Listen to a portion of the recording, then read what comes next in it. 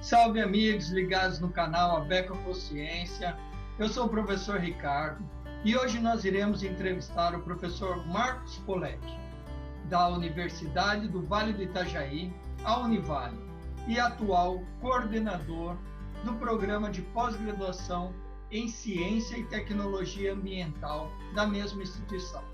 Então, obrigado mais uma vez pela participação de todos vocês. Se inscreva no canal, ative as notificações, deixe um like, comente e compartilhe.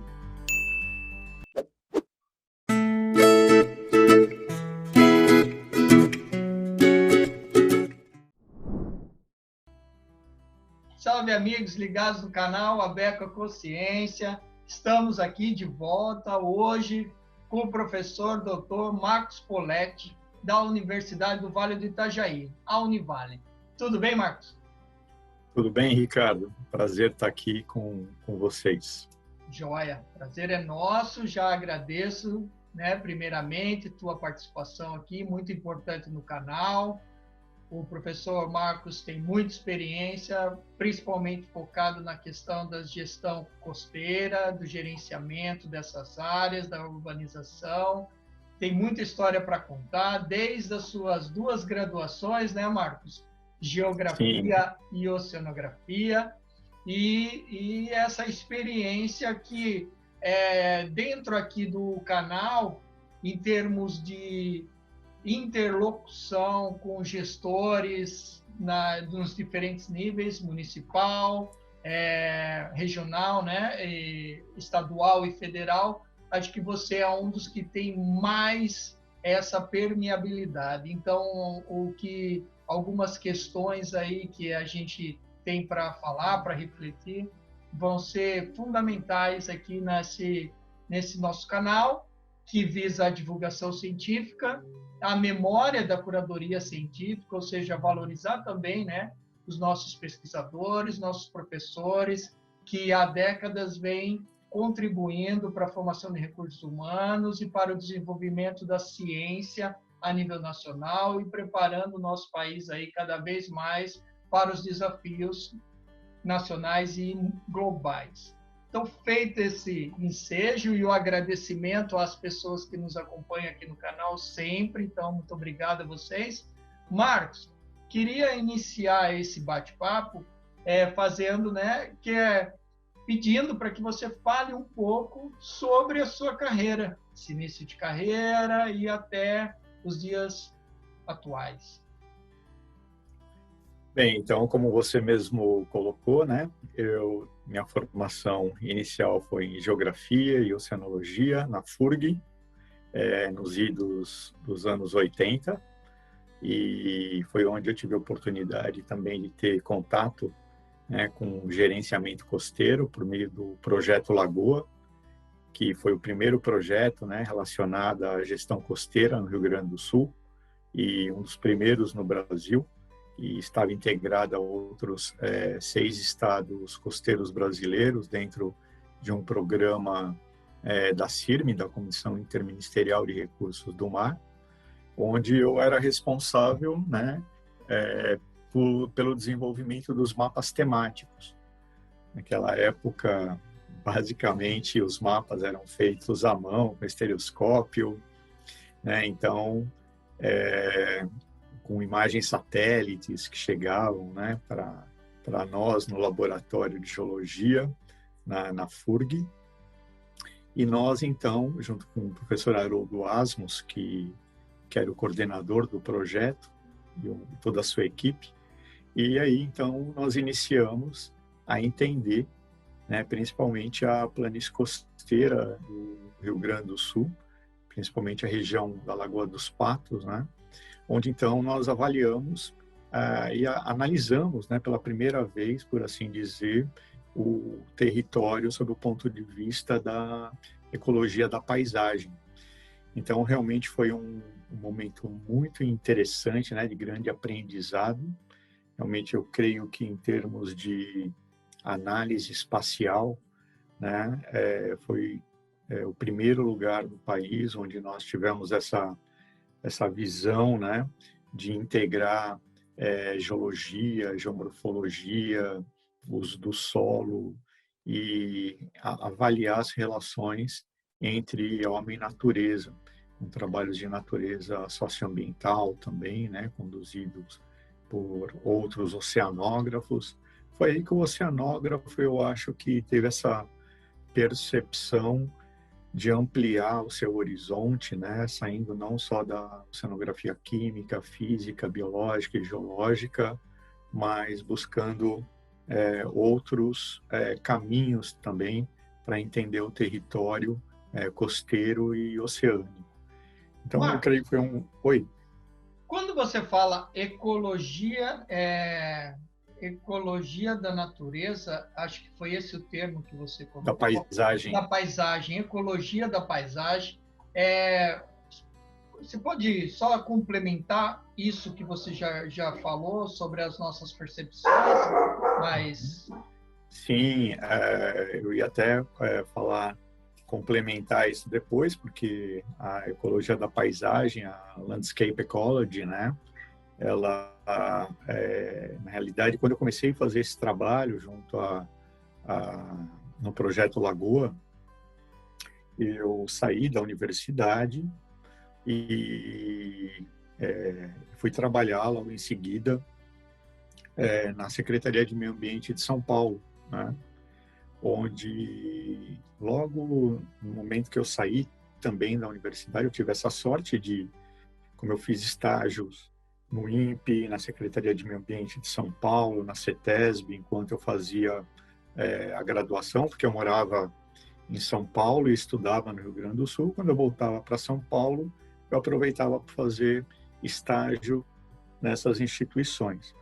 E assim que eu me formei, eu já fui empregado dentro da Secretaria de Meio Ambiente de São Paulo, fui convidado para trabalhar, eles precisavam de um oceanógrafo.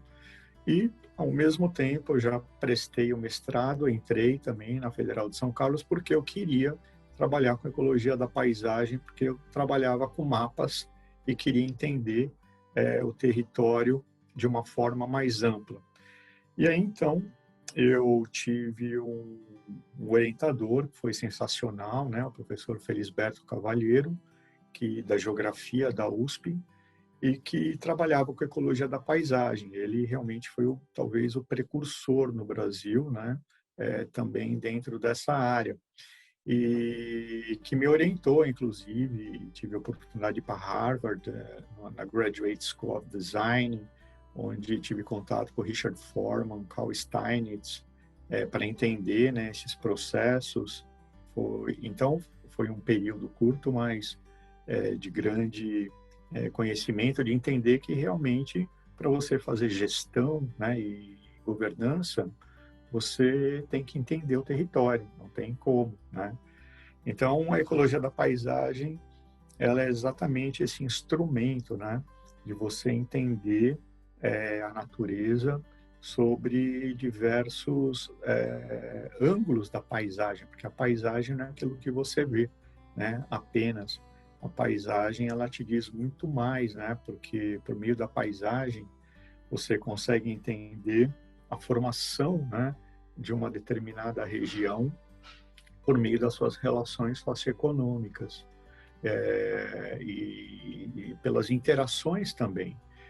Então, esse foi um caminho muito interessante, né, porque ao mesmo tempo eu comecei a trabalhar na Secretaria de Meio Ambiente de São Paulo, onde estava sendo desenvolvido o Programa de Gerenciamento Costeiro de São Paulo, e foi aí que me inspirou, né, trabalhar com a Ilhabela, que foi a base da minha dissertação de mestrado, onde eu aproveitei um trabalho do professor Ali França, que é um geógrafo muito reconhecido na década de 60, 70, né, na USP, e ele havia trabalhado na década de 50 na Ilhabela. Ele fez um mapeamento, né, da planície do Perequê, e eu então aproveitei o trabalho dele. Ele fez um mapeamento à mão, e eu já com outros instrumentos que já existia na época, eu fiz o mapeamento, avaliei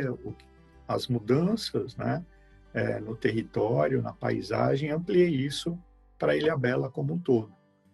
diria que foi o primeiro trabalho, né, em que houve uma avaliação completa da Ilhabela como um todo, a Ilha de São Sebastião, e foi um trabalho muito interessante, muito bonito, né, porque foi um trabalho também que eu tive a oportunidade de percorrer a Ilhabela a pé, de barco, grandes caminhadas, conhecendo pescadores artesanais, ou seja, tentando entender essa relação do homem com o meio.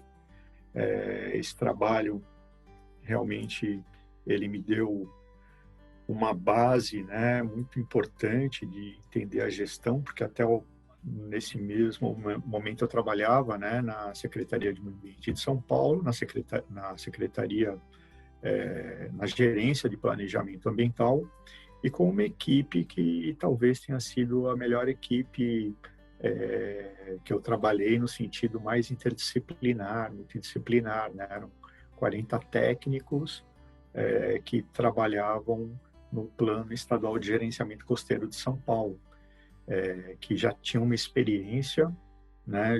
Na época do Projeto Lagoa, estava sendo feito no estado de São Paulo, o Plano de Gerenciamento Costeiro de São Paulo, mas que eles adotaram inicialmente como área de estudo o Litoral Sul, região de Canané e Iguape. E quando eu entrei, já estava quase no final do trabalho, mas eu iniciei então com o Litoral Norte de São Paulo. E foi uma experiência absolutamente rica, né? Porque a Secretaria do Meio Ambiente de São Paulo tinha uma estrutura, ainda tem, né? Melhor estrutura de secretarias de meio ambiente do Brasil, com certeza, e técnicos também. Então, realmente foi um momento muito rico, né? Na minha formação como pesquisador, que a partir daí foi o que eu pensei, né? Assim, será que eu vou trabalhar para o governo do estado? Vou trabalhar, então, eu vou para academia, né? Porque aí eu percebi, né, que eu gostava muito de fazer ciência, né? Que eu queria aprender mais. E aí, então, eu iniciei, fiquei 4 anos, né, na Secretaria de Meio Ambiente de São Paulo, junto com a CETESB, na época a Secretaria de Meio Ambiente de São Paulo era integrada à CETESB.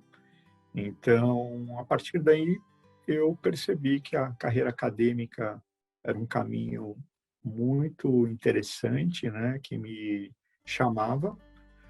E daí, então, fui convidado para trabalhar na Univale, onde, isso em 1993, né, onde eu permaneço até hoje, né? Então, no início, na Univale, quando eu cheguei, na Universidade do Vale do Itajaí, em Itajaí, né, eu iniciei onde eu organizei, né, o Laboratório de Planejamento da Paisagem Costeira, né? Então, eu já tinha essa percepção, né, de buscar o planejamento da paisagem, né? E depois, né, o laboratório, ele foi alterado o seu nome, né, para o Laboratório de Conservação e Gestão Costeira Integrada, o que até hoje, né, ele permanece dentro da universidade, onde nós desenvolvemos uma série de trabalhos, né? Como você bem falou, trabalhos muito ligados ao município, né, aos municípios da região,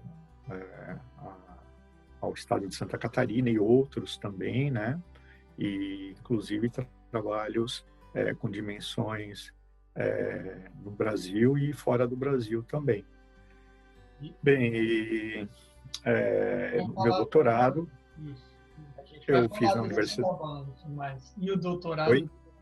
Não, então, o doutorado eu fiz ali na Universidade Federal de São Carlos, também com o professor Felisberto Cavalheiro. Naquele momento era realmente, né, o orientador que ele se dedicou muito a entender as questões da paisagem, mas também a paisagem urbana, né? Ele formou realmente especialistas em todo o Brasil, né? O professor Felisberto Cavalheiro. infelizmente falecido, mas ele tinha uma percepção realmente, ele vem da escola alemã, né? Então ele estudou e trabalhou na Alemanha por muitos anos, e é onde a base também da ecologia da paisagem, né? A Landschaft. Então, eu creio que foi um momento muito interessante. A partir daí também eu tive a oportunidade de ter contato com grandes pesquisadores na área de gerenciamento costeiro, né? Fui para a Universidade de Rhode Island, onde eu trabalhei, né? Tive a oportunidade, inclusive, de trabalhar com o professor Stephen Olsen e o Emílio Shoa em vários trabalhos na América Latina, né? Onde nós fizemos alguns trabalhos para entender o processo de gestão costeira. Tive a oportunidade para Delft, no IHE, né? No Institute of Water and Education. Depois para Bolonha também, para poder entender ali outros aspectos relacionados à gestão costeira. E depois eu comecei a perceber que eu precisava me aprofundar dentro das questões mais sociais, né, para falar a verdade, políticas, porque a gestão costeira ela é um processo e a governança de natureza política. E aí eu fui procurar, né, o professor Paulo Freire Vieira, no curso de Ciências Políticas da Universidade Federal de Santa Catarina, o qual é uma pessoa inspiradora. E eu, então, tive a oportunidade, junto com ele, de fazer a primeira avaliação, né, do Plano Nacional de Gerenciamento Costeiro, tendo como base um método muito rígido, né? O professor Paulo Vieira, né? Ele tem muita rigidez no desenvolvimento de métodos, né? A sociologia traz isso. E daí nós fizemos um trabalho muito interessante dentro dessa área, conseguimos avaliar, né, aquele momento, isso em 2006, o plano de gerenciamento costeiro no Brasil. Enfim, e daí, na minha carreira, eu continuei aí trabalhando também, fui me dedicar à pós-graduação, iniciei a coordenação da pós-graduação em Ciência e Tecnologia Ambiental na Univale, onde continuo como coordenador, estou como coordenador até hoje, onde tem sido uma experiência incrível. E uma das coisas que eu gosto muito de fazer é orientar, né? Eu gosto muito de fazer pesquisas, mas eu gosto muito de poder estar com os alunos do meu lado. Eu adoro realmente poder trocar conhecimento e trocar conhecimento com as gerações, né, que aparecem, né, ao longo do tempo. Então, nesse processo, eu já tive a oportunidade, então, de orientar praticamente quase, né, 200 diferentes alunos de graduação, especialização, mestrado, doutorado, pós-doutorado, onde realmente eu diria assim que é a minha cachaça, né? No sentido de gostar muito de trocar ideias com os meus orientandos e fazê-los gostar da ciência e pensar em ideias novas, inovadoras, por meio de métodos que você possa fazer com que eles realmente tenham gosto, né, para a carreira científica e entendam o papel deles dentro da sociedade. Então, eu diria que esse assim, algo que eu gosto muito e eu creio que é isso que eu realmente talvez seja a minha maior contribuição, né? Ali tem meus artigos e tudo mais, mas realmente eu acho que estar do lado de pessoas e você ver esse poder de esse poder de multiplicação que você tem, né? De levar o conhecimento e eles depois levarem o conhecimento para mais e mais pessoas.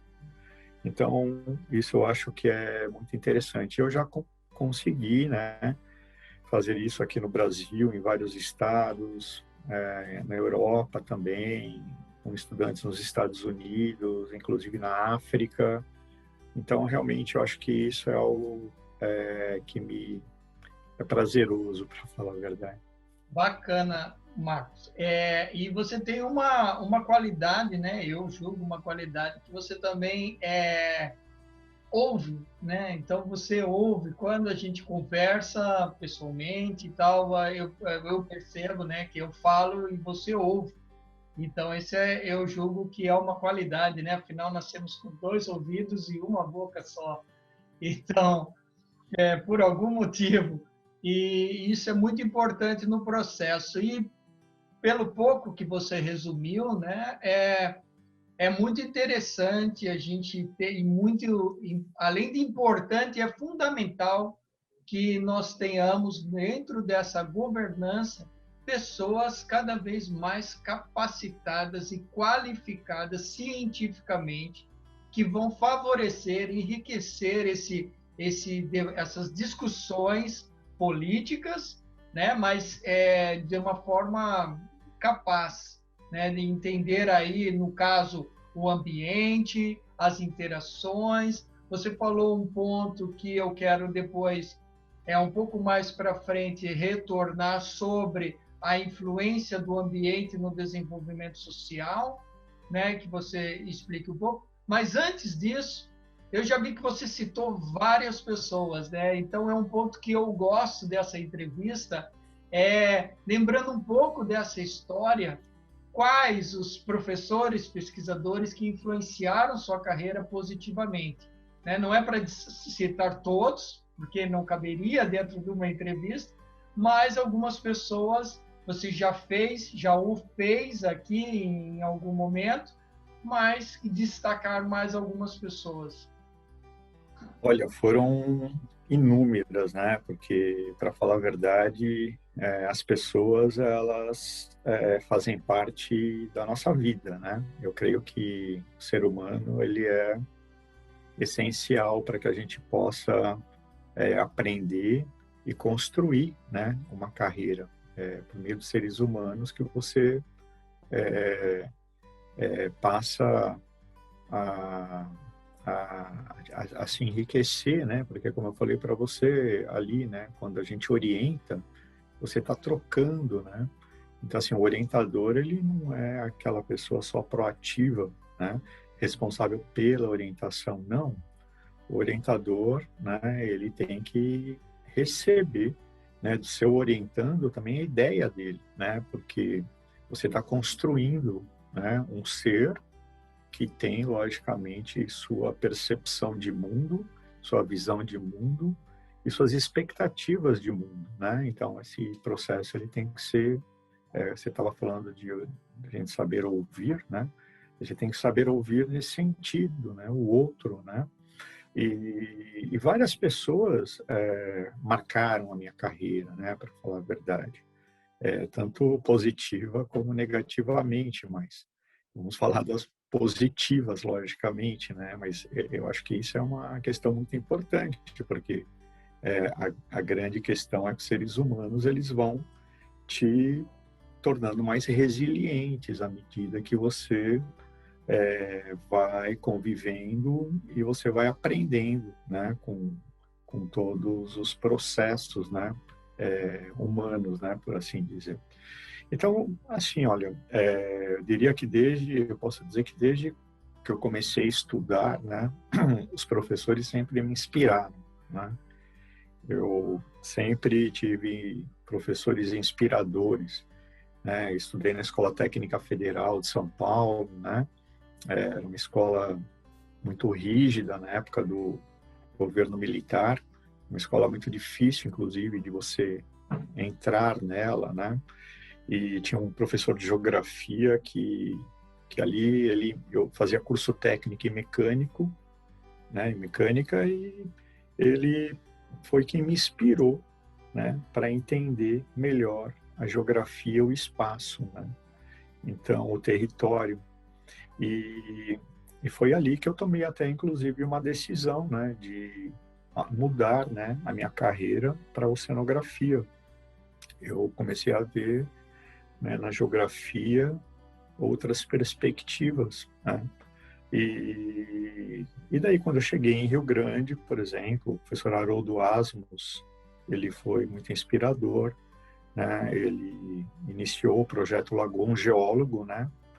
Da Petrobras, que foi para a FURG, desculpe, né? E dentro da FURG, ele realmente foi um precursor, né? Dentro da área da gestão costeira.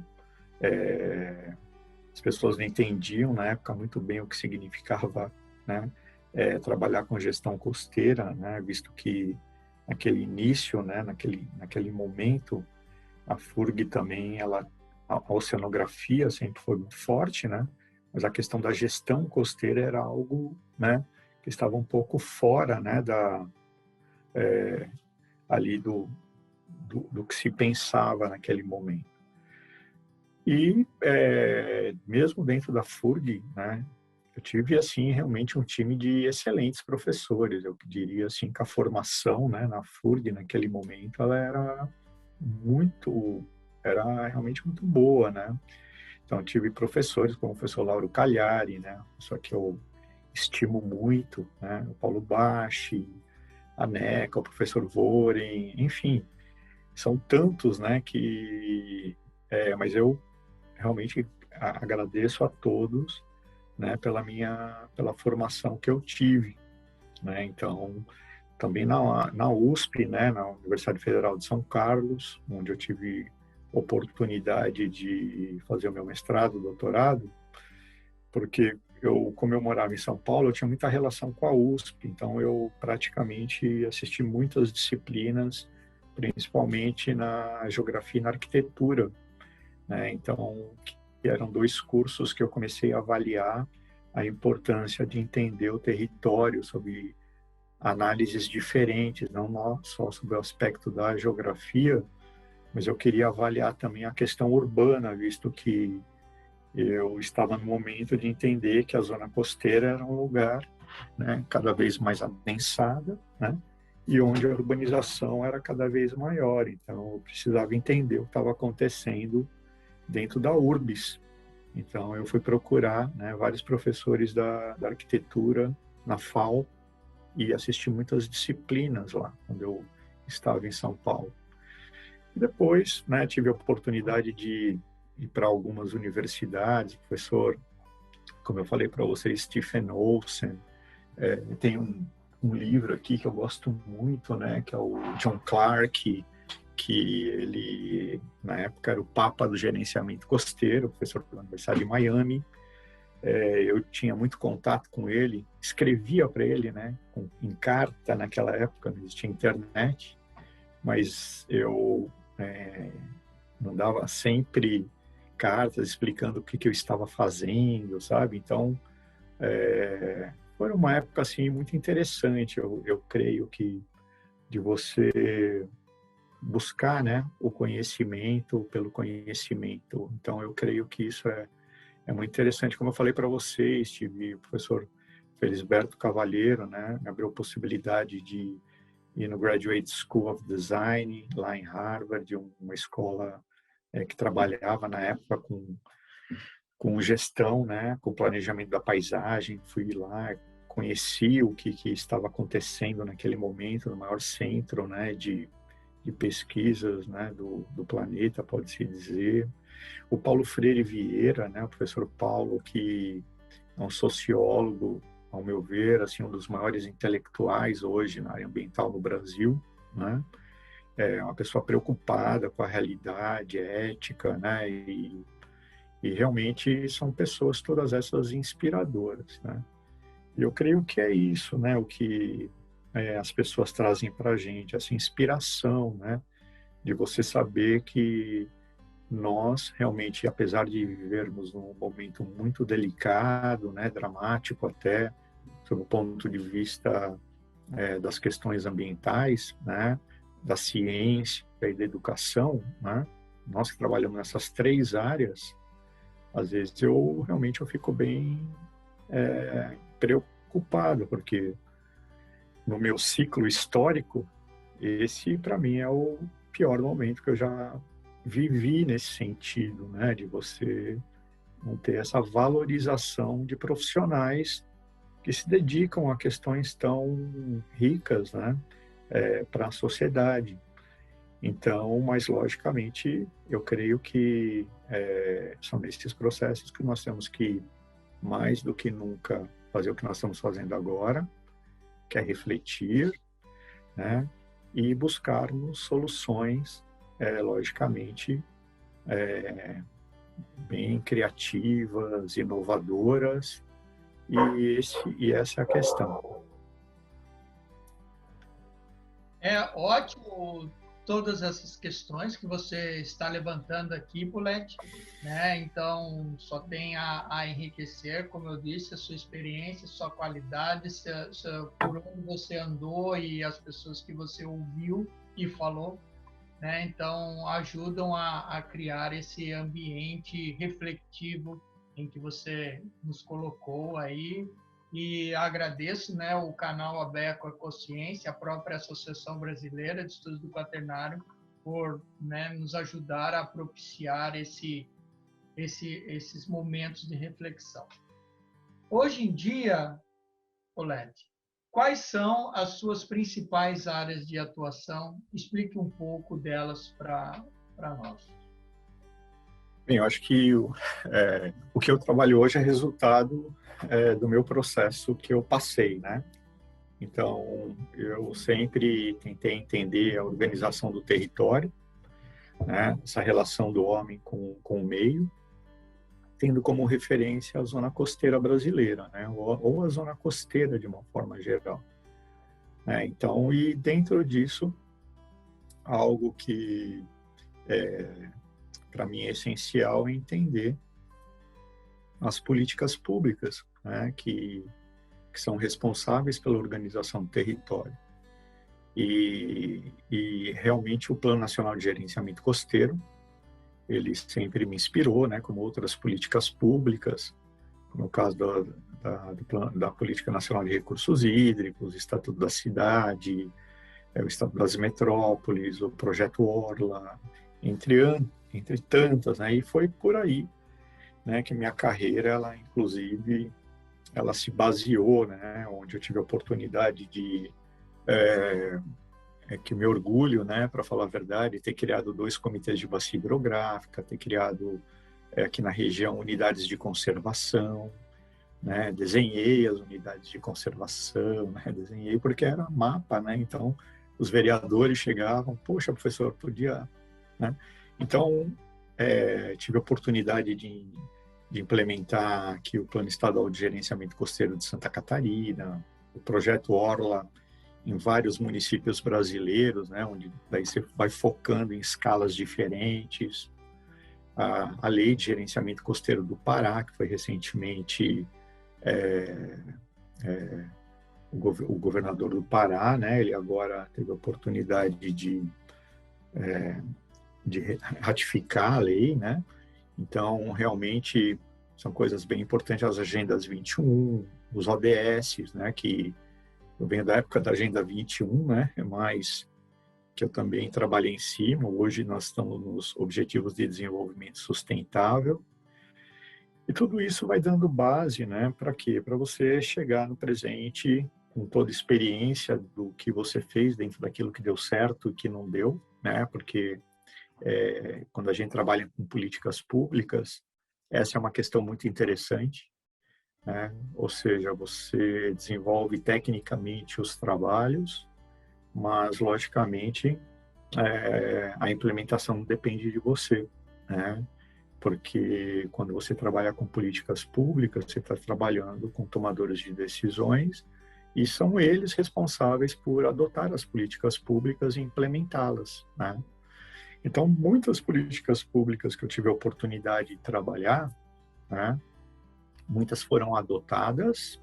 Por exemplo, né, eu desenvolvi o zoneamento ambiental municipal, né, para todo o território brasileiro, um trabalho com o Ministério do Meio Ambiente, e hoje ela está sendo adotada como uma política nacional, né? Então, isso é algo bem bacana, né? Então, a gente vai vendo isso. E hoje, então, eu continuo a trabalhar com o território, é o que eu trabalho, onde aqui na Univale, eu acho que isso é uma coisa muito interessante da Univale, que ela é uma universidade comunitária, né? Então, uma universidade de regime privado, mas ela é comunitária, ela não tem um dono, né? Ela é uma fundação gerida, né, pelos entes da fundação, não tem lucro. Então, ela é uma universidade muito diferente, né? Uma universidade realmente que ela tem uma abrangência impressionante, assim, no sentido de quase 50 municípios, né? Assim, do entorno, na região do Vale do Itajaí, né, da costa catarinense, ser uma referência, né? Associações de municípios, comitês. Então, nós trabalhamos de uma forma muito prática, né? Não só nós dentro da área ambiental, mas na área da saúde, na área portuária. Então, ou seja, é uma universidade muito diferenciada, né? A qual eu me orgulho muito, né, de ter dedicado a minha carreira nessa instituição. E nós trabalhamos muito prático, né? Eu vejo que hoje, por exemplo, né, os trabalhos que eu tenho desenvolvido, por exemplo, recentemente nós fizemos um grande diagnóstico, né, no estuário do Rio Camboriú, que recentemente até uma pesquisa de pesquisadores alemães, né, demonstraram que é uma das áreas mais poluídas do mundo, está entre um dos rios, um dos 1000 rios mais poluídos do planeta, né? E nós constatamos exatamente isso, né? Fizemos um trabalho muito interessante, inclusive esse diagnóstico ele foi para avaliar, né,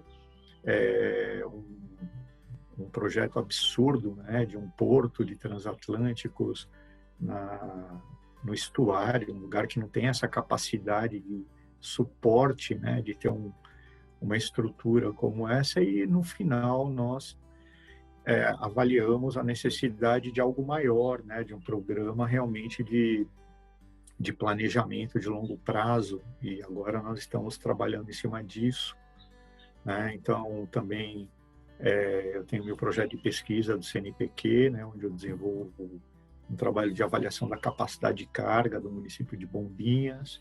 Já tenho 8 anos contínuos de dados, né? Então, isso é um trabalho que eu desenvolvo, inclusive, com meus mestrandos, né, doutorandos, graduandos, e é um trabalho muito interessante de avaliar a resiliência do município quanto ao fenômeno do veraneio, né? Isso é algo bem interessante, principalmente no Brasil, que é um país que vive, né, grande parte dos municípios costeiros brasileiros tem a sua economia baseada no turismo de sol e praia, né? E mais do que nunca a gente precisa avaliar o impacto, né, que o veraneio ele tem sobre os municípios. Então a gente está fazendo essa análise, os resultados são muito interessantes, né? Recentemente também tivemos oportunidade de desenvolver para a Prefeitura de Itajaí um sistema de indicadores, né, para o município, baseado nos Objetivos de Desenvolvimento Sustentável. Esse trabalho, ele inclusive ganhou um prêmio, né, melhor prática de ODS em Santa Catarina. O trabalho foi muito interessante, nós entramos realmente dentro de cada secretaria, fundação e autarquia, onde os técnicos construíram os indicadores, né?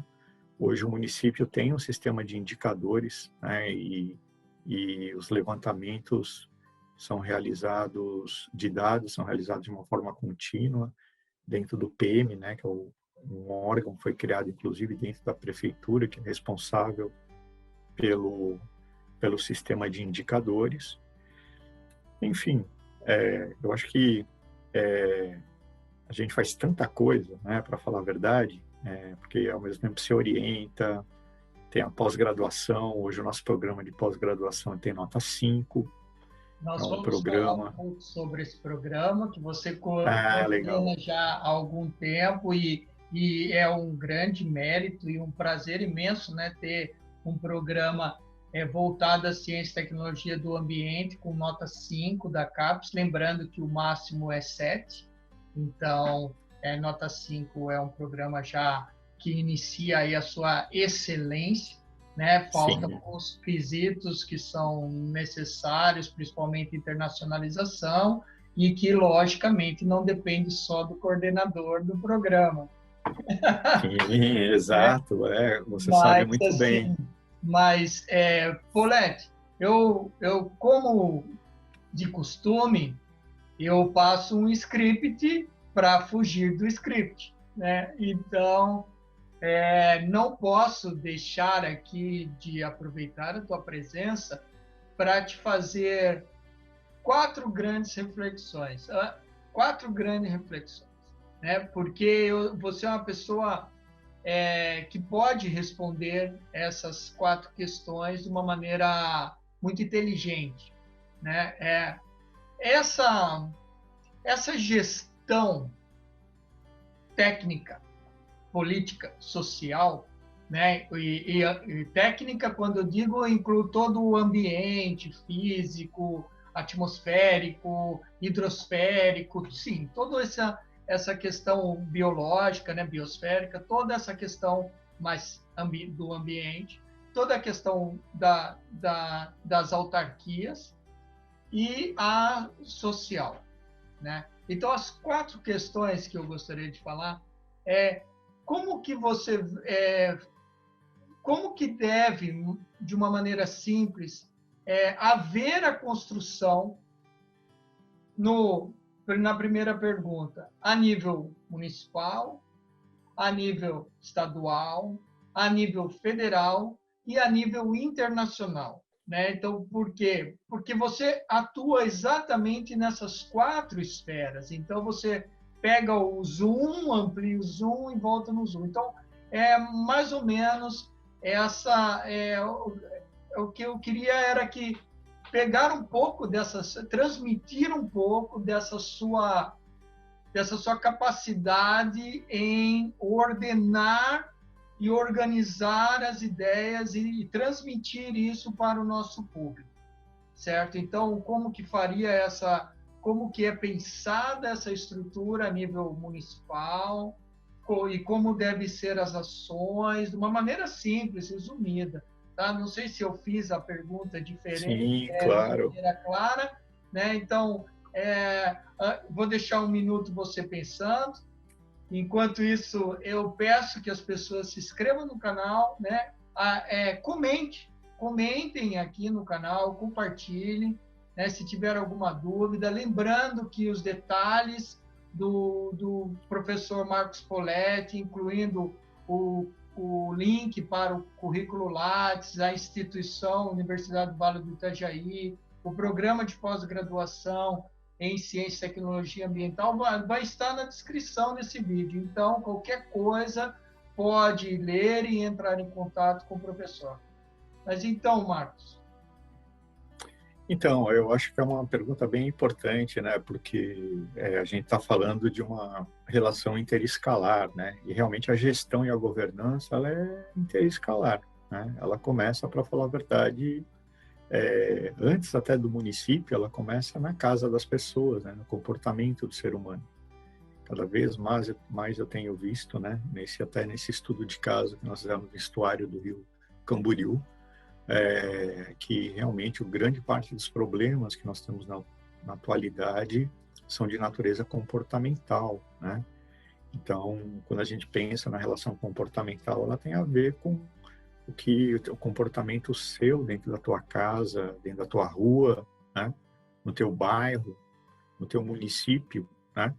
Então, ou seja, de você se sentir cidadão, né? Então, ou seja, a partir daí você refletir acerca do mundo que está no seu entorno. E isso é fundamental. E, logicamente, quando a gente pensa dentro do conhecimento, né, que está sendo bem empregado pelos gestores, tomadores de decisões, eu creio que assim, a universidade, né, as minhas pesquisas, elas são pautadas sempre nessa visão interescalar, né?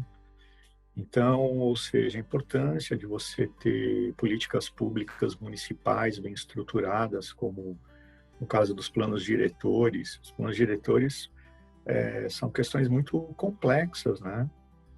Porque quando a gente pensa o processo mesmo de urbanização que ocorre dentro da costa, né? Logicamente que a gente gostaria, né, de ter uma ocupação escalonada, uma ocupação mais ordenada, né?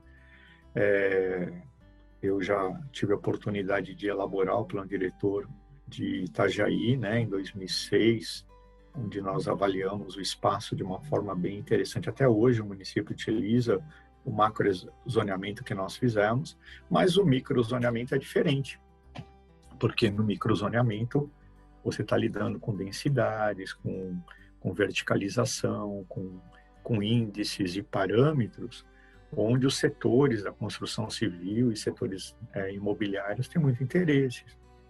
E esses interesses são de natureza política e estão dentro, né, não só das prefeituras, né, das câmaras de vereadores, né, e onde muitas vezes você planeja, você tem aquela visão técnica, mas, logicamente, as questões políticas, elas são as responsáveis realmente pelas ações, né? Não só os arranjos políticos, mas arranjos muitas vezes que ocorrem à noite, né? Na casa de pessoas tomando esquinho, né? Onde ali as tomadas de decisões são realizadas. Então, por mais que você queira buscar a organização do espaço, essa organização do espaço ela é liderada por pessoas que muitas vezes você não tem acesso, né? Então a gente tem que entender que esse é um processo muito lento e difícil e que essa explosão que ocorre no litoral, né? Essa demanda, né, de construção, de processos de licenciamento, elas acontecem à medida que a legislação está ali posta, que ela é alterada, mudada de acordo com os interesses que existem em determinadas regiões. Então, isso é muito interessante da gente avaliar, que é um processo que, logicamente, sempre você vai deixando sua marca, né? A gente sempre vai, porque a gente também está no momento em que a sociedade está muito pouco proativa, né? A sociedade, ela está, talvez, nos seus momentos, assim, de maior fraqueza, né, no sentido de que ela não participa dos processos. Então, a gente percebe mais do ponto de vista dos municípios, né, que a gente tem que fazer com que as políticas públicas, os planos diretores, projeto Orla e outros, né, projetos, eles possam ser realmente implementados dentro dos municípios e que essas políticas públicas possam fazer parte das agendas do governo, assim como os planos estaduais de gerenciamento costeiro, né, que infelizmente você vê, no Brasil, em termos de plano municipal de gerenciamento costeiro, nós só temos 9 municípios brasileiros com plano, né, que busca até recentemente, eu tive a oportunidade. Quantos municípios são ao todo, mais ou menos? 9. E eu recentemente... Esses nós temos... implementados. Então, no Brasil nós temos 274 municípios defrontantes com o mar.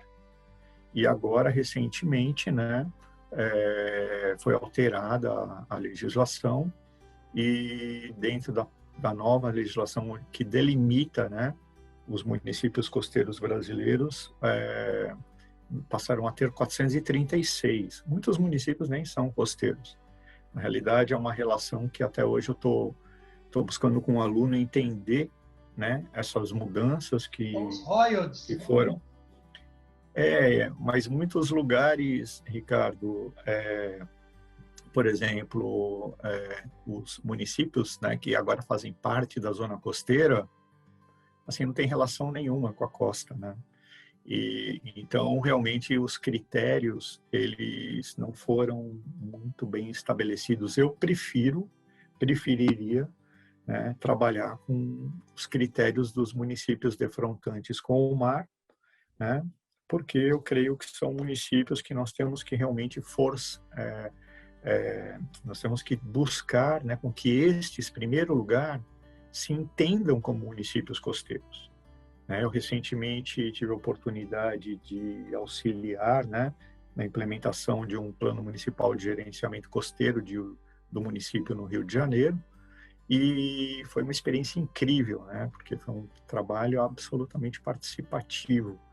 E é Foi o isso, né? do Rio das Ostras? Isso. Foi elogiado, inclusive, nacionalmente. Isso, e realmente foi um trabalho incrível, né? Onde é um município belíssimo, né? E onde todo o trabalho foi participativo. Foi o primeiro, inclusive, plano municipal de gerenciamento costeiro no Brasil, né? Totalmente participativo. Então, o que nós percebemos, e quando a construção desse plano, ele foi exatamente do que? Fazer com que o município se sinta um município costeiro. Né? Porque você pega assim os municípios, eles não se sentem, que nem Florianópolis, vamos supor, é uma ilha, é um município que não se sente uma ilha, né? O município não foi desenvolvido, as políticas públicas, elas não foram assim, e as pessoas que estão ali tomando as decisões, inclusive prefeitos, não tiveram essa capacidade de entender o território onde eles estão inseridos. Então, um território insular, com praias, lagoas, né, formado recentemente, né, que tem, sabe, uma história geológica, um lugar frágil. Isso eu ia Né? falar, toda a fragilidade do bioma, né, do insular, da É, biodiversidade, isso é, sim. então eu Mas vejo, por exemplo, né, então você pega Itajaí, é um município estuarino, né, então, ou seja, o município se sente dentro do estuário.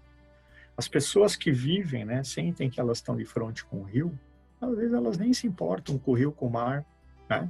Nós temos um município aqui que tem rio e mar, e assim, eles se sentem, Balneário Camboriú está numa enseada belíssima, né, com uma ilha ali, e com estuário, né?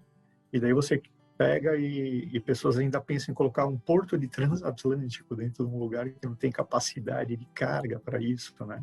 É assim, é um nonsense total. Então, ou seja, a gente está vendo assim esse processo de privatização de lucro, socialização de prejuízos.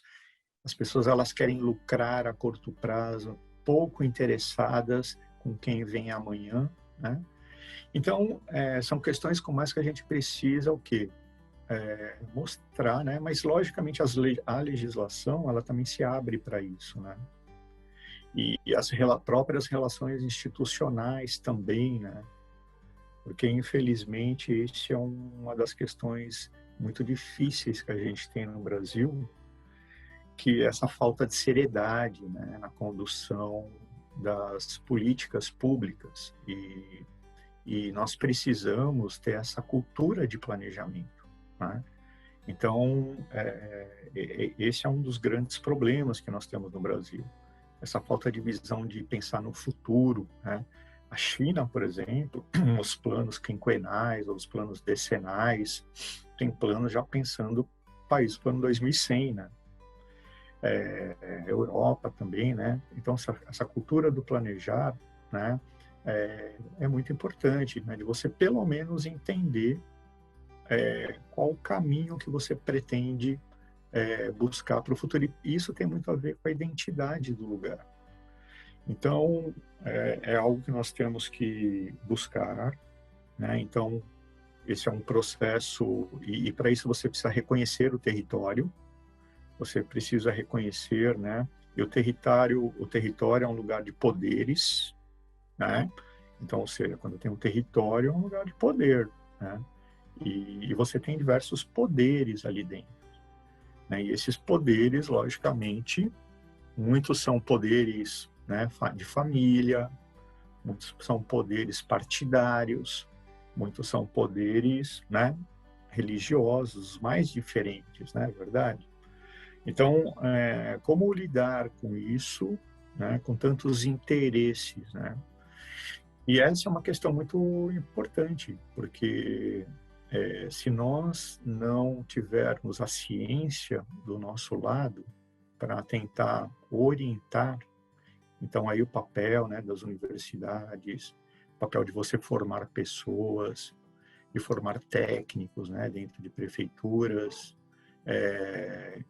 que é essencial para que você possa tomar decisões orientadas na ciência, né?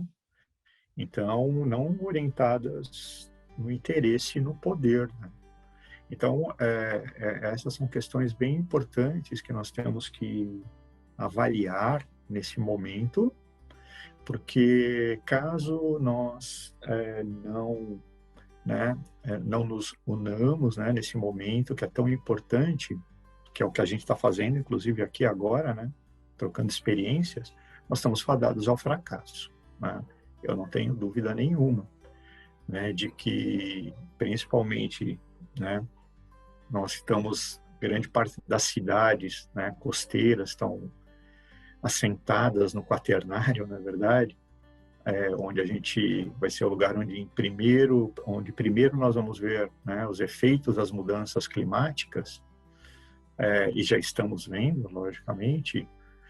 Nós vamos perceber que é ali que os esforços eles vão ser cada vez maiores, mas principalmente de uma sociedade que vai ter que pagar em IPTU, né?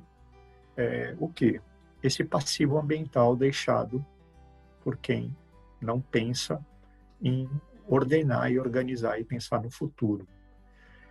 E essa é uma questão importante, né? Então, em nível federal, em escala federal, né? Nós temos também que pensar nas políticas públicas. O momento é muito constrangedor, inclusive, né? Se a gente for realmente pensar no que acontece, as instituições. Eu fiz parte do GEIGERCO, né? Fui representante das universidades brasileiras durante 3 anos, né?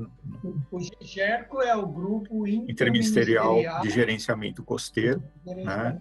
É um fórum, né, de tomada de decisão para o gerenciamento costeiro do Brasil, onde nós tivemos a oportunidade de construir o PAF, o Plano de Ação Federal, para o gerenciamento costeiro, que é um dos instrumentos do gerenciamento costeiro. E assim, foi uma experiência muito rica, até no sentido de entender como ele não funciona, né? De você ter um órgão colegiado, em que você tem as pessoas ali que participam, mas não tem nenhum poder de tomada de decisão, né? Porque, na realidade, falta... É um consultivo que não é consultado, mais ou menos. Porque o que acontece, os fóruns, né, dessa natureza, né, nós temos que ter governança, e nesse sentido, como assim, né?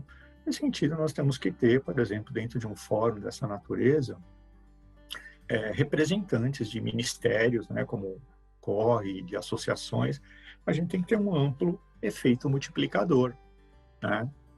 Então, por exemplo, nós vivemos dentro de um momento, né, na realidade, não no momento, não, as instituições, onde você tem uma estrutura institucional, muitas vezes, né, partilhada por muitos comissionados, pessoas muitas vezes bem intencionadas, mas muitas pessoas que não sabem nem por que estão ali, né?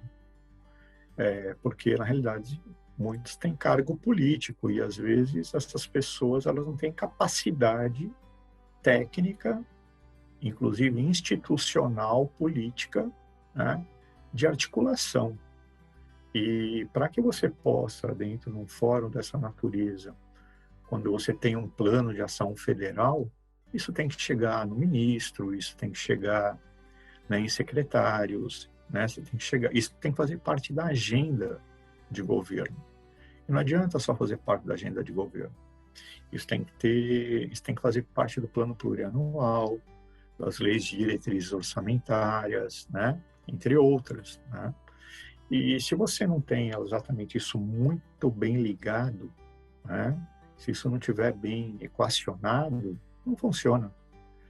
Então, quando você pega hoje o gerenciamento costeiro no Brasil, o gerenciamento costeiro no Brasil, ele está situado dentro de uma secretaria, né, é uma gerência com pouquíssimos técnicos, sempre foi, né, pouquíssimos técnicos, mas essas pessoas não têm o mínimo poder de articulação. Qual é a gerência, Marco? E qual é a secretaria? Eu creio que agora sempre as coisas estão mudando ali nos ministérios, né? Mas estava na Secretaria de Qualidade Ambiental, né? E Recursos Hídricos. Eu creio que ainda... Mas dentro das secretarias você tem uma série de gerências, porque esse é o organograma dos ministérios ou das instituições. E uma gerência, logicamente, né? Ela tem um poder de tomada de decisão muito pequeno, né? Agora você imagina, né? Você tem uma gerência onde tem ali 3, 4 técnicos para cuidarem de agora 436 municípios, onde vivem, né, praticamente 50 milhões de pessoas nas 16, com 16 parece que é feito para não funcionar, né? Tem algumas coisas. Então, com 16 metrópoles brasileiras, com as assimetrias sociais, né, que a gente tem, então, né, com os problemas costeiros que você tem, e ainda pegar o mar também aí toda na frente, a Amazônia Azul. E as alterações climáticas alterações climáticas. Então, ou seja, é impossível. Em andamento. Então, assim, então a gente tem que ter o que mais seriedade, né? Então, por exemplo, hoje a gestão costeira no Brasil, ela deveria, no mínimo, né? No mínimo, ou ser uma secretaria de governo, né? Estar assim no nível de uma secretaria, né? Como uma secretaria de pesca, né? Ou até dentro do ministério, o Ministério do Mar, né? Ou seja, você tem que cuidar de um território, né? Um território como do tamanho... não, só assim, se você for considerar o território de todos esses municípios, a população é um país, né? Maior então, assim, que muitos países. E muitos países. Então, ou seja, imagina você ter ali uma gerência para cuidar disso. Então, é algo assim que a gente precisa de seriedade, né? Nós precisamos ter uma visão mais atuante de entender realmente o que a gente está lidando, né? Você acha que essa secretaria, por exemplo, proposta, né, uma secretaria especial para gerenciamento costeiro, ela também deveria sair da esfera federal e estar nas esferas estaduais e municipais? Você acredita que o município costeiro, como Balneário Camboriú, Itajaí, Salvador, deveria ter uma secretaria de gerenciamento costeiro? Claro que sim. Eu creio que... por que tem que ter? Multidisciplinar? Sim, por que tem que ter? Porque, no caso, como eu falei para você, no ministério, no governo federal, nós deveríamos ter pelo menos uma secretaria com gerências, né, pensando as várias questões da costa, né? E essa secretaria tem um amplo poder de integração com outros ministérios. E quando você pensa na gestão, né, costeira, você vai pensar no turismo, você vai pensar na pesca, no porto. Então, tem que ter um bom poder de articulação para que essas políticas públicas se integrem, né, por meio de instrumentos e assim por diante. Então, isso é uma coisa assim, essencial para a gente poder começar o quê? Organizar o território, né? E, a partir daí, traçar políticas para esses lugares. Depois, logicamente, os estados têm que ter essa percepção, né? E os municípios também. Tanto que a lei de gerenciamento costeiro em Rio das Ostras, né? A ideia é exatamente essa, né? Pela primeira vez, a lei ela concebe uma gerência de praias, né? Hoje, no Brasil, não temos nenhuma gerência de praia no Brasil. Você imagina, né? A praia é um ambiente que, durante o verão, ela recebe Balneário Camboriú, só para você ter uma ideia, em 2018 recebeu 4.800.000 pessoas. Não tem gerência nenhuma. Essas pessoas, elas foram todas aonde? Quando você fala para assim, o pessoal no interior ou em São Paulo, né? Quando eu morava lá, onde é que você vai? Eu vou para a praia. Ninguém fala assim, eu vou para Guarujá. Não, eu vou para a praia, né? Então, assim, a praia é o foco. Então, a praia, ela precisa de gestão, né? E a praia é um lugar complexo, porque no verão ela tem uma identidade com aquelas milhares de pessoas que entram. né? Se você pega uma praia, são milhões de pessoas que durante o veraneio adentram dentro de uma praia urbana, né? Então, essa praia, ela precisa o quê? Uma praia urbana, ela tem que ser gerida de uma forma muito, né, muito cuidadosa, com gestão de resíduos, né, gestão de segurança mesmo, né? e assim, as certificações hoje de praia, elas são meramente marketing político, né? Então, ou seja, e a gente precisa de certificações sérias, né, mais adequadas à realidade brasileira, né? Às vezes você trazer assim certificações de fora, isso é interessante, mas você precisa trazer, entender, né? Eu falo mais do que nunca que nós precisamos da brasilidade, nós precisamos gerenciar esse país de acordo com a identidade do Brasil, né? Então, eu acho que isso é uma questão muito bacana. Eu me sinto muito brasileiro e eu quero fazer com que a gente possa responder, né, a gestão de acordo com a nossa realidade social e econômica, né? Nós temos que entender a gestão sob o ponto de vista social, mas social ampliado no sentido de entender assim a sociedade brasileira, né? As diferenças sociais, econômicas, né? De gênero, todas, né? Então, ou seja, a gestão ela tem que ser é algo muito complexo, né? Ela não exige simplicidade, não. Ela exige profundidade, né? De análise. Eu acho que Marcos, isso que... Oi. Que bom que você se dedica tanto a essas questões e ao desenvolvimento de uma maneira nacional, né? E que não é mais do que uma maneira nacional, uma maneira que possa desenvolver de uma maneira com qualidade, de alguma forma melhorar a vida das pessoas, né? Então isso é importante.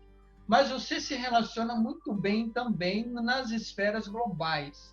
E nós temos aí o aquecimento global, as alterações climáticas. Você recentemente esteve aí em alguns fóruns e reuniões das Nações Unidas, participou das ODS. Qual é a visão global e as experiências mais a curto prazo que vocês estão pensando, analisando, discutindo para o nosso país, para a implementação aqui, né? Lógico, toda essa implementação, pelo que você já explicou, ela passa pela uma mudança sistemática de como as pessoas se enxergam e como elas enxergam o meio. Então, aí elas começam a gerar ações, produzir ações propositivas para melhor desenvolver, né? Mas, assim, fale um pouco dessa sua trajetória aí, global, né, de internacionalização e de atuação, perspectivas de atuação no país. Sob o ponto de vista internacional, realmente, assim, eu acho que eu tive uma experiência bem interessante, né? Desde, por exemplo, ir para Angola, na África, logo depois que acabou a Guerra Civil, e fazer programas de treinamento, né, para os técnicos angolanos. Foi uma experiência muito importante, né? 3 vezes tive a oportunidade. Eu fui logo quando a guerra terminou, né? Eu cheguei num país destruído e foi uma experiência incrível, né? De você fazer esse trabalho de capacitação técnica. Daí voltei, né? Para fazer avaliações, foi bem bacana. E realmente na América Latina, né? Já tive a oportunidade de trabalhar, como eu falei para vocês, com Stephen Olsen, com Emílio Ochoa. Nós fizemos vários programas, né, de avaliação do gerenciamento costeiro. E também, né, algo que que me dá muita satisfação, que é ministrar a aula, né? Então, eu tive a oportunidade de ministrar aula em várias instituições fora do Brasil, na Itália, principalmente, onde eu tenho ido assim com mais frequência, né? Portugal, na Espanha também, e mais hoje eu estou ligado a um programa de pós-graduação na Universidade de Bolonha, onde é um programa internacional, né, onde nós temos alunos de 16 diferentes países, então isso é bem bacana. E as experiências assim realmente mais globais, né, no caso do processo regular, onde recentemente as Nações Unidas lançou o documento, onde eu fiz parte de 2 capítulos, principalmente o que se refere à gestão e governança, com vários professores, né, pesquisadores, como o professor Mike Elliott, da Universidade Hull, e vários outros, né, pesquisadores ali bem importantes, e a ideia exatamente é essa, né, de você buscar tentar entender a gestão sobre as várias escalas e a necessidade de nós entendermos que essa dependência interescalar, essa dependência, essa visão, né, planetária, essa percepção de futuro, ela é essencial, né? E isso remete, logicamente, a entender a importância do planejamento, né? A importância, né, de você pensar isso, os ODS, na realidade, os Objetivos de Desenvolvimento Sustentável, eles não passam, né, do quê? De um sistema de gestão ambiental, onde você busca o quê? Por meio dos objetivos, saber onde é que você quer chegar no ano 2030, por meio de metas e indicadores. Então, a ideia, isso está muito claro, né, dentro dos ODS. O ODS está pensando no futuro, mas ele quer que todo mundo pense no futuro nas várias escalas. Então, quando nós fizemos o trabalho aqui em Itajaí, agora a ideia também desse trabalho no Rio Camboriú, no estuário do Rio Camboriú também, nós fizemos, inclusive, um sistema de indicadores, né, para o estuário, baseado nos ODS. Então, a ideia é essa, é você trazer o global para o local e fazer com que aquele local, né, ele possa ser comparado com o local em vários lugares do mundo, e que a gente possa trocar experiências e nos sentirmos, né, como cidadãos globais, e buscar, por meio da troca de experiência, dos indicadores, do que deu certo, você trazer aquela experiência, levar essa experiência para outro lugar e o outro lugar trazer para você. Ou seja, né, você saber que, logicamente, sempre você vai adaptar, né, métodos e tudo mais, mas você trocar ideias. Eu acho que isso é uma das questões fundamentais e essenciais, né, dentro da gestão costeira. Então, eu creio que quando a gente pensa hoje globalmente com as questões das mudanças globais, né, climáticas globais, então, mais do que nunca, nós temos que ter uma boa gestão do planeta, né, uma boa governança, né, porque a governança é um processo, né, que ela exige responsabilidade, ela exige integração institucional em todos os níveis, né? Então, nós temos que, mais do que nunca, esse é um momento em que, ao contrário do que nós temos visto, né, nós temos que estar integrados a vários lugares, né? Eu, por exemplo, a China, há 3 anos eu tive a oportunidade de ministrar uma na Universidade de Pequim, e assim, os chineses são pesquisadores fantásticos, né?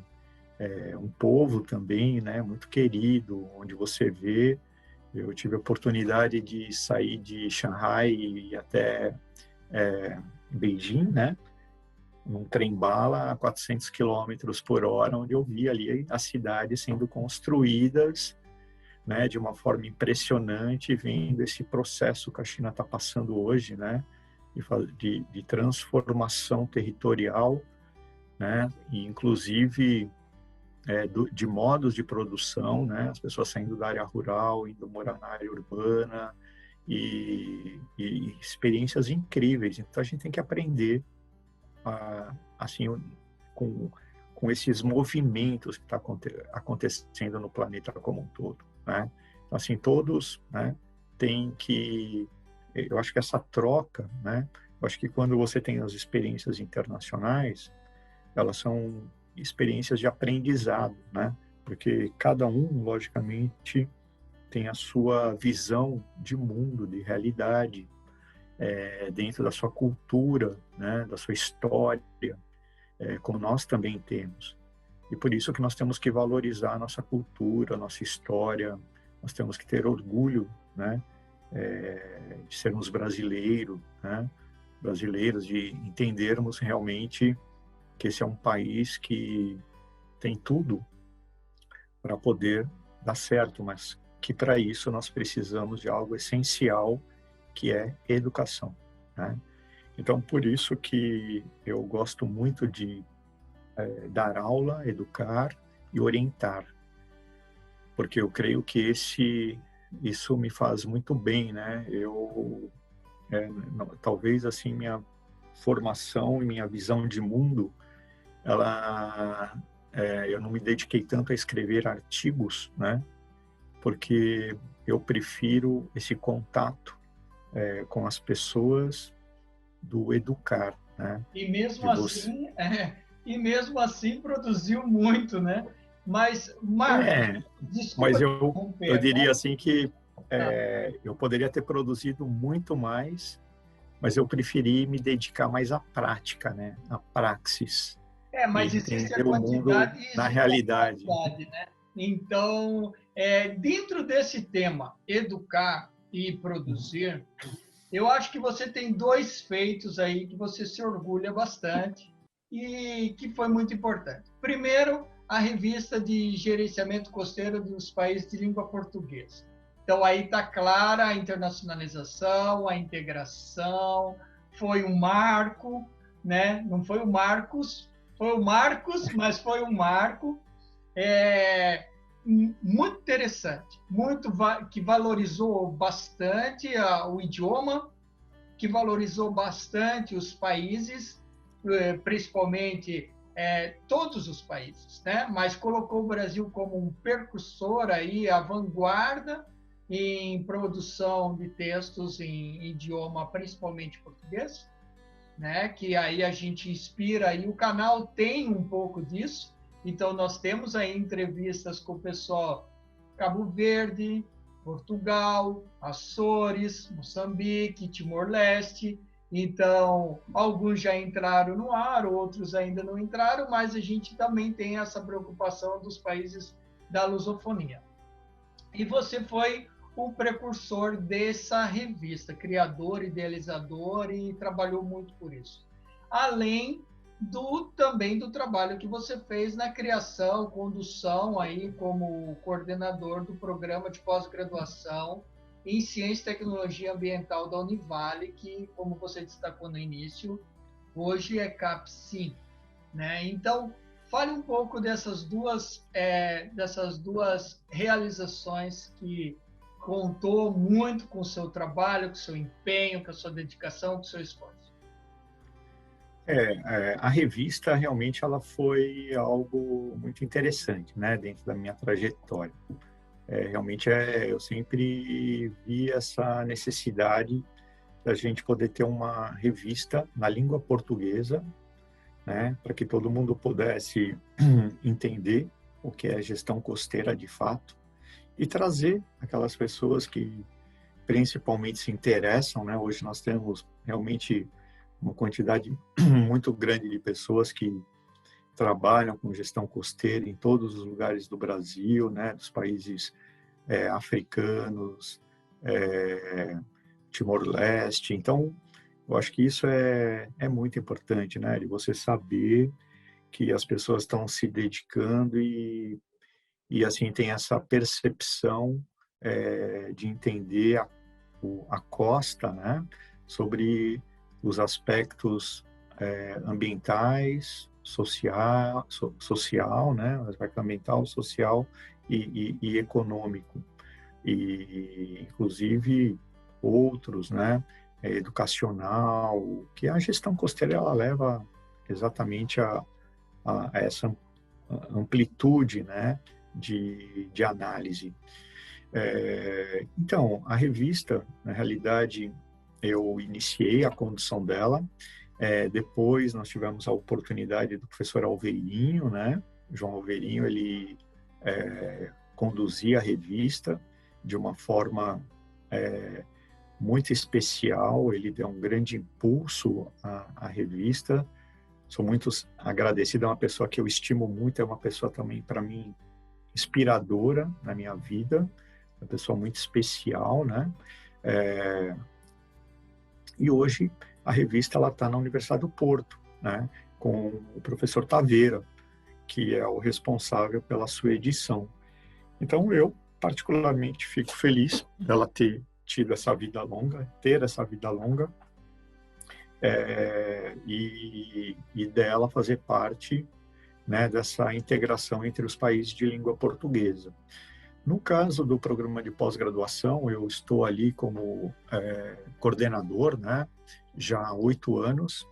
Eu peguei o programa com nota 4, né, nós conseguimos, na última avaliação, colocá-lo como nota 5, e recentemente, há 2 semanas, eu entreguei o nosso relatório, né, o Sucupira, para a CAPES, onde, olha, eu vou te dizer, eu fiquei muito orgulhoso do nosso programa, que ele é composto por 16 professores, né, sendo 12 professores permanentes, e uma equipe realmente muito especial, principalmente quando você avalia, né, nós estamos dentro da área de ciências ambientais, e avalia a construção que nós tivemos nesse período.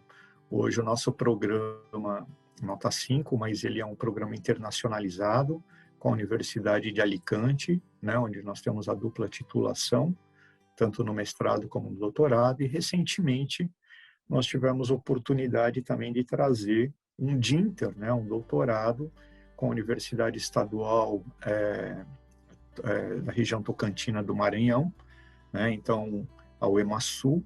Hoje nós temos 14 alunos que estão matriculados dentro do doutorado, onde eles estão desenvolvendo trabalhos muito interessantes, e a nossa ideia agora, né, é exatamente levar ciência e tecnologia para essa região, né? O curso, a UEMASU, ela fica em Imperatriz, no Maranhão, ou seja, à beira do Rio Tocantins. A nossa ideia exatamente é essa, formar um grupo de pesquisas em Tocantins, lá em Imperatriz, com esses nossos alunos, que eles formem ali um grupo, o primeiro curso de mestrado em Ciência e Tecnologia Ambiental, que esses alunos realmente eles mudem a realidade que eles vivem. As dissertações, as teses de doutorado, a gente já tem os projetos, né? São dos mais interessantes, né? Então, ou seja, nossos professores também estão interagindo dentro de o nosso curso agora ele ele se divide em 2 grandes áreas de concentração. Uma está ligada aos ecossistemas aquáticos e a outra a ciência, a gestão de cidades sustentáveis. Então, a ideia é integrar, né, essas 2 áreas. E os resultados até do Sucupira, como eu estava falando para vocês, foi muito interessante, porque realmente os nossos professores, eles têm projetos muito importantes, né? O professor André Barrito, por exemplo, responsável pelo projeto de monitoramento de praias, talvez o maior programa de monitoramento de praias no Brasil. Temos o professor Jurandir, que faz o trabalho de monitoramento do Porto de Itajaí, ganhador de 2 prêmios consecutivos de melhor prática de gestão de portos no Brasil, graças a esse programa de monitoramento. Nós temos o professor Angel, que ele é uma grande referência mundial na área de pesca, com vários projetos. O professor Schwingel, na área também de recursos hídricos e também na área pesqueira. Então, realmente é um grupo, Claudemir, né? Então, também que na área de biotecnologia, com trabalhos muito significativos. Então, realmente é um curso que eu creio assim que ele é muito importante no nosso contexto regional. Como eu falei para vocês, a Univale é uma universidade comunitária e nós estamos cumprindo, né, esse papel dentro da nossa região. Eu acho que o curso ele busca exatamente isso. Nós já formamos 250 mestres e doutores, temos hoje alunos nossos, são professores em universidades na Suécia, alunos nossos que estão em lugares chaves, né, dentro do governo federal, do governo estadual, municipal, na iniciativa privada, empresas de consultoria. Então, eu creio que é isso, nós estamos cumprindo o nosso papel social. Eu acho que isso que os programas de pós-graduação em todo o Brasil, eu faço parte do grupo, né, de ciências ambientais, que é um grupo que eu me identifico e tenho muito orgulho, porque todos os programas de pós-graduação dessa área, especialmente, né, são programas que estão levando a ciência muito a sério, como todos, né, programas no Brasil. Mas essa é uma área que, como nós estamos ali, né, inseridos, então eu vejo o nosso programa como um programa que ele está dando um aporte importante, uma reflexão sobre ciência, né, profunda, né, de uma forma séria, de uma forma que nós possamos contribuir para o desenvolvimento do Brasil. É isso que é o que eu vejo como essencial. Bacana, Marcos. E é legal ouvir assim a tua empolgação, né? Nesse sentido que é importante mesmo e todos nós que dedicamos a vida à ciência, à transferência de tecnologia, à formação de recursos humanos, nós somos empolgados, né? Eu já fui chamado de empolgado algumas vezes, então eu acredito que é o elogio, né? Mas estamos chegando você, Ricardo, né? Mas você sempre foi realmente muito especial, né? Como eu já fui seu professor, né? Realmente a gente tem muito orgulho, né? De ter tido você, né? Como já tive você como pupilo, né? Dentro de sala de aula, né? Como meu aluno. E também, logicamente, lembro da época que você frequentava o laboratório do professor Klein, né? Você sempre realmente foi não só um ser humano especial, mas como também, né, um pesquisador, como hoje você é, mas você sempre já teve esse caráter, né, de um pesquisador, né, de uma pessoa preocupada com a ciência, de fazer as coisas de uma forma séria, compromissada, e tenho muito orgulho disso. Bacana, Marcos. Obrigado. Realmente foram alguns anos de Univale que eu me orgulho muito. Acho essa universidade, como você disse, comunitária, extremamente especial, importante na localidade onde ela está e conectada com a realidade das pessoas. Então, é um diferencial que hoje, aqui estando na Universidade Federal da Bahia, depois de ter passado por tantos outros institutos, assim como você, não tantos quanto você, mas assim como você, tanto no Brasil como a gente tenta conectar a universidade à sociedade. Mas para a gente chegar para o final da nossa entrevista, que está muito boa, né? Já tenho só que agradecer novamente a tua participação. Tenho duas questões. Qual a importância da Abequa para você e a década dos oceanos? Né? Lembrando que, em 2022, a Associação Brasileira de Estudos do Quaternário vai realizar o 18º Congresso da Abequa, que será em Porto Seguro, na Bahia, presencialmente.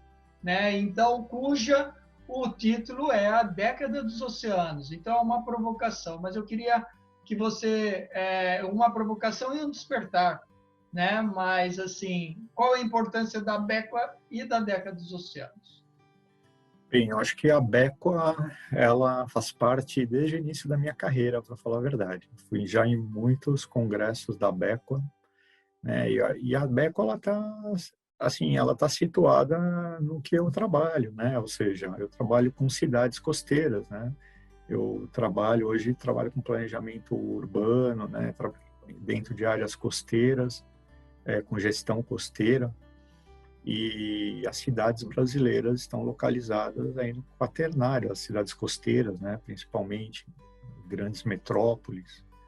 Então, realmente, o papel, né, da BECA, ela é fundamental, mais do que nunca, de promover, né, o entendimento, né, sobre o ponto de vista do que acontece no quaternário aí, né, e agora no antropoceno, na verdade, no que se refere às questões ambientais, né, econômicas, sociais, né, dentro de uma área das mais frágeis do planeta, né, das mais complexas, das mais dinâmicas, né, e que necessita, logicamente, do quê? De planejamento, gestão e governança.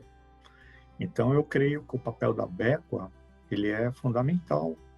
E a BECA, ela tem que abrir exatamente esse espaço para entender essas relações, né? Então, eu creio muito dentro do que a BECA hoje ela traz, né?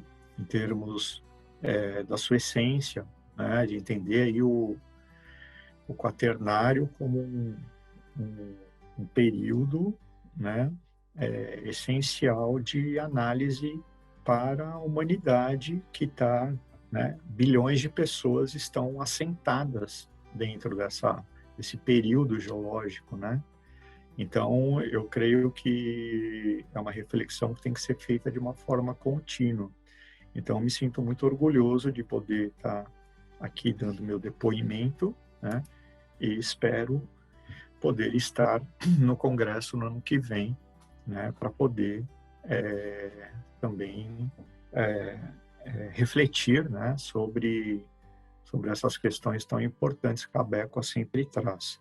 E eu creio que, quando a gente pensa na década dos oceanos, né, a década dos oceanos inicia agora, né, na realidade, a década, né, das ciências oceânicas e desenvolvimento sustentável, né, onde as Nações Unidas ela coloca entre o ano 2021 a 2030, para que a gente possa ter essa grande motivação, né, que é entender e refletir como a gente pode reverter o ciclo de declínio da saúde dos oceanos e criar condições, né, para o seu desenvolvimento sustentável. Acho que essa é a grande motivação. E o que a gente tem que pensar é no como a gente pode avançar, né, durante esse período, porque mais do que nunca nós temos que entender onde estão os espaços, né, necessários para que a gente possa avançar no conhecimento, como nós podemos nos integrar de uma forma mais dinâmica, né? A gente tem percebido, por exemplo, que hoje, né, até em congressos, né, a gente precisa, todo mundo tem que estar juntos, né? Independente da sua visão, né? Eu já fui várias vezes impedido de participar de congressos, né? Então, isso é algo que a gente tem que rever, né? Porque, na realidade, você não pode impedir as pessoas de manifestar a sua forma de expressar, né, por você não concordar, né, com a sua forma de pensar, de refletir. E eu já fui impedido várias vezes, inclusive em colaquimares, né, em congressos de gerenciamento costeiro recentes aí. Então, o que eu creio que isso é uma questão bem importante. A BECA, ela tem que fazer o papel de que alguns congressos não fazem, né? De impedir que as pessoas elas possam levar o seu conhecimento, né, para a sociedade, as diferentes formas de pensar, né? E eu creio que isso é fundamental. Então, por isso que nós temos que permitir ação em todos os níveis. A década ela tem que fornecer, né, uma estrutura unificadora, né, para que a gente possa buscar soluções baseadas na Agenda 2030, ou seja, na realidade, a década dos oceanos ela está integrada aos ODS, os Objetivos de Desenvolvimento Sustentável, principalmente o ODS 14. Então, nós temos que buscar essa capacidade, né, para atuar em todo o planeta e, logicamente, aquilo que a ciência ela tem que ser apoiada. Hoje a década ela busca o quê? Um oceano limpo, um oceano saudável, resiliente, um oceano preditível, sustentável, seguro, transparente, produtivo. E o Brasil está fazendo várias coisas muito bacanas, né? Nós temos ali o Ministério de Ciência e Tecnologia, né? Onde nós temos várias ações sendo desenvolvidas de uma forma muito séria. Professores, né? A gente tem o professor Ronaldo Cristofoletti, que está fazendo um trabalho muito bacana, o professor Turra. Nós temos pessoas muito especiais, né? Que hoje estão trabalhando com gestão costeira no Brasil. Então, eu creio que a gente está no momento, mas a gente está no momento que a gente precisa unir esforços, né? De pessoas sérias e pessoas realmente, né, que pensem no Brasil como um todo, né? E eu creio que esse é o momento fundamental aí que nós estamos vivendo, um momento frágil, dramático, por um lado, mas por um lado um momento muito importante, né, das pessoas mais do que nunca estarem juntas para refletir, porque nós temos que buscar a construção de um país melhor, né, de um Brasil realmente que exprima, né, o que 220 milhões de pessoas são, né? Nós não podemos esquecer que nós temos um país um dos países mais desiguais do mundo, né, do planeta Terra. Isso é muito complexo, né, muito triste. E você vê que passa, né, governos e governos e continua, né, essa desigualdade social. E nós temos que entender que nós não podemos gerir, né, o território brasileiro para alguns. Esse território tem que ser gerido para todos, tem que ser administrado para todos, independentemente de questões ideológicas, né? Nós temos que ser sérios o suficiente para entender, né, que as pessoas elas têm que ter qualidade de vida, tem que ter bem-estar, e todo mundo que nasce, né, nesse país tem que ter esses mesmos direitos. Então, realmente, a gestão costeira, a governança costeira, logicamente ela se debruça sobre a zona costeira, né, para tentar entender esse espaço tão importante, mas logicamente, né, essa questão ela tem que ser ampliada no sentido da gente precisar de uma gestão, né, de uma administração que pense esse país de uma forma mais ampla e pensando principalmente no futuro, porque, né, certamente logo nós vamos deixar o planeta, né, e vamos deixar para as futuras gerações, e a gente tem que cumprir esse papel que nós temos enquanto nós estamos aqui e cumprir da melhor forma possível, do ponto de vista intelectual, né, sob o ponto de vista da educação, sob o ponto de vista da ciência, né, que é, né, eu acho que a nossa missão, né, como pessoas, como seres humanos aqui, né, principalmente nós que lidamos com a ciência.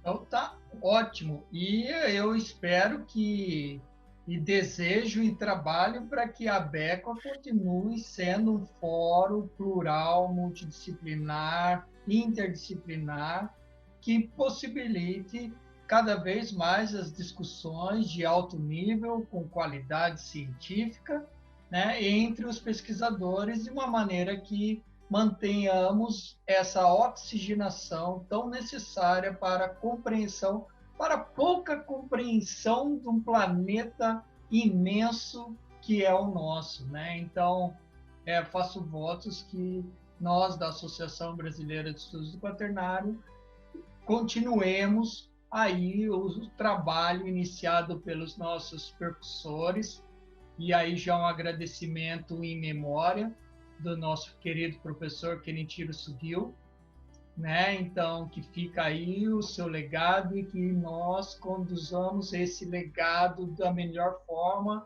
e sempre inspirando, instruindo, capacitando, né? E elevando o nível das ciências de uma forma geral aqui para o nosso público.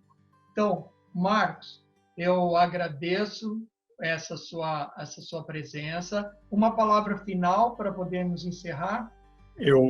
Você falou do professor Kenichiro, né? É uma pessoa muito inspiradora, foi para mim também. Eu tive participando, né, em vários congressos da Beco, onde eu sempre o encontrava. É uma pessoa realmente muito especial, né? Que deixou um legado. Então, eu creio que isso é uma das questões muito importantes, né, que todos nós pesquisadores, né, temos que entender que nós temos que deixar um legado, né? Nós vamos passar, né? E esse legado a gente tem que deixar. E eu creio que o conhecimento, né, a educação, a ciência, ela é responsável por deixar um legado para a sociedade. E eu creio que é isso que nós temos que fazer, né? Sempre da forma mais ética, compromissada e responsável possível, né? E fazer, logicamente, com que a gente possa ter esse grande efeito multiplicador, né? Que a ciência tem essa capacidade. Então, eu agradeço a oportunidade. Muito obrigado, Ricardo, por dar voz, né, a mim, dentro da ABEQUA, e só tenho a agradecer e espero poder também assistir outros, né, pesquisadores, professores, parceiros, né, e que esse conjunto, né, de pessoas que aí estão conversando, espero que provavelmente essas entrevistas vão ficar aí por muitos anos, na verdade, motivem muitos jovens, crianças, e que eles busquem no futuro, né, construir um planeta melhor. Acho que isso é o que nós queremos. Então tá, obrigado, Paulette. Seguimos em frente que a vida não espera. Até mais. Até mais. Obrigado.